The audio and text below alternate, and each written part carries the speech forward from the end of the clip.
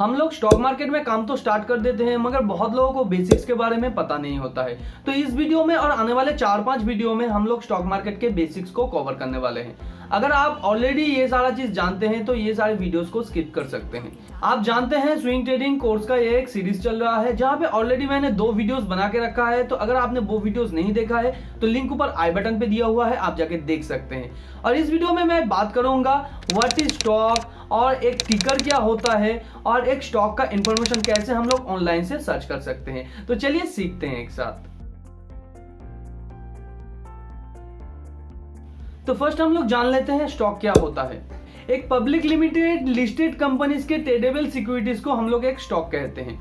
यहाँ पे लिस्टेड और ट्रेडेबल सिक्योरिटीज मैं क्यों बोल रहा हूँ, क्योंकि बहुत सारा पब्लिक लिमिटेड कंपनी ऐसा है जो अभी भी स्टॉक मार्केट में लिस्ट नहीं है और उसका जो आप शेयर्स है वो बाय और सेल नहीं कर सकते हैं। तो एक स्टॉक पहले तो एक पब्लिक लिमिटेड कंपनी होना चाहिए और उसके साथ किसी ना किसी एक्सचेंज में लिस्ट होना चाहिए, ताकि हम लोग वो फाइनेंशियल सिक्योरिटीज को बाय और सेल कर सकें। जैसे अगर हम लोग एक non listed public limited company के एग्जांपल को देखें तो एम्बो एक्सपोर्ट इंडस्ट्रीज लिमिटेड एक पब्लिक लिमिटेड कंपनी है जो स्टॉक मार्केट में लिस्टेड नहीं है, मगर वो पब्लिक लिमिटेड कंपनी है। तो इसके शेयर को हम लोग ट्रेड नहीं कर सकते हैं क्योंकि ये अभी लिस्टेड नहीं है। मगर अगर टीसीएस के शेयर को देखें और एचडीएफसी के शेयर को देखें, ये सारे पब्लिक लिमिटेड लिस्टेड कंपनी है, इसके शेयर्स को हम लोग ट्रेड कर सकते हैं। तो एक टिकर और सिंबल क्या होता है? एक स्टॉक का एक यूनिक आइडेंटिफायर का नाम टिकर और सिंबल होता है। जैसे कि आप अगर कोई लिस्टेड कंपनी को किसी भी स्टॉक एक्सचेंज में ढूंढने जाएंगे तो एक कोड नंबर से या एक यूनिक नंबर से उसे ढूंढना पड़ता है, तो उसे हम लोग एक टिकर कहते हैं। एक टिकर यूनिक होता है, यानी एक कंपनी का टिकर दूसरे कंपनी यूज नहीं कर सकता है जब तक वो पहला कंपनी वो स्टॉक मार्केट में लिस्ट होता है।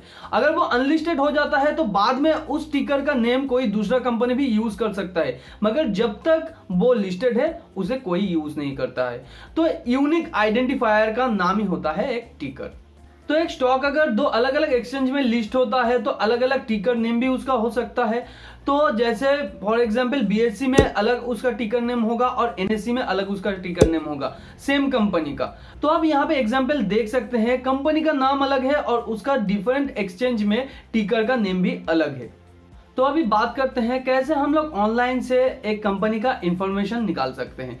तो आप मेरे कंप्यूटर स्क्रीन पे देख सकते हैं, यहाँ पे मैं लिखता हूँ सिंपली www.moneycontrol.com। स्क्रीन पे आपको स्पेलिंग भी दिख जाएगा या नीचे डिस्क्रिप्शन पे आपको लिंक भी मिल जाएगा वेबसाइट का। आप सिंपली वेबसाइट को ओपन करेंगे, उसके बाद यहाँ पे देखिए ऊपर सर्च करके दिया हुआ है, यहाँ पे जाके आप सिंपली किसी भी कंपनी का नाम या उसका टिकर सिंबल देके यहाँ पे सर्च कर सकते हैं।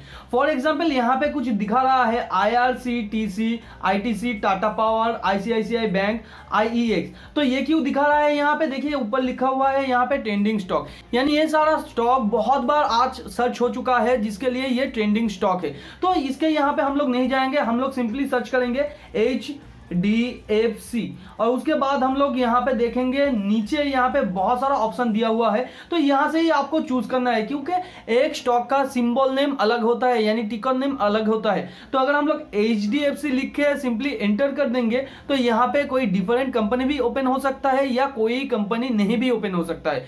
तो यहाँ पे नीचे हम लोग देखेंगे, हम लोग इस कंपनी को पर्टिकुलरली ओपन करना चाहते हैं, यानी HDFC बैंक को। तो यहाँ पे सिंपली क्लिक कर देंगे।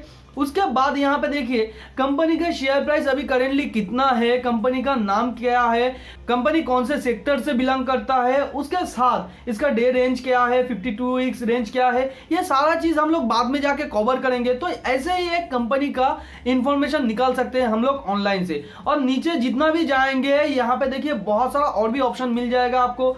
उसके साथ अगर आपके पास अभी भी कोई ट्रेडिंग अकाउंट नहीं है तो यहाँ पे भी आप चार्ट को रीड कर सकते हैं या चार्ट के ऊपर आप यहाँ पे एनालिसिस कर सकते हैं। तो आगे जाके ये सारा डिटेल्स हम लोग कवर करने वाले हैं, बिल्कुल भी फिक्र मत कीजिए। और नीचे और भी इंफॉर्मेशन आप लोगों को मिल जाएगा।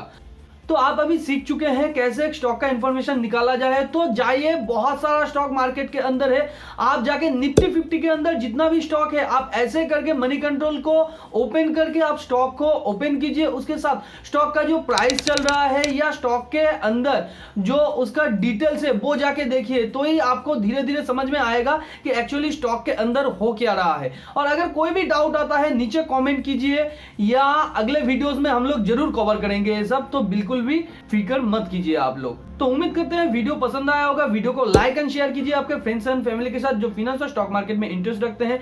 मिलते हैं अगले वीडियो पर, अगर वो अपलोड हो चुका है तो यहाँ पे आपको दिखाई देगा। Thanks for watching and happy investing.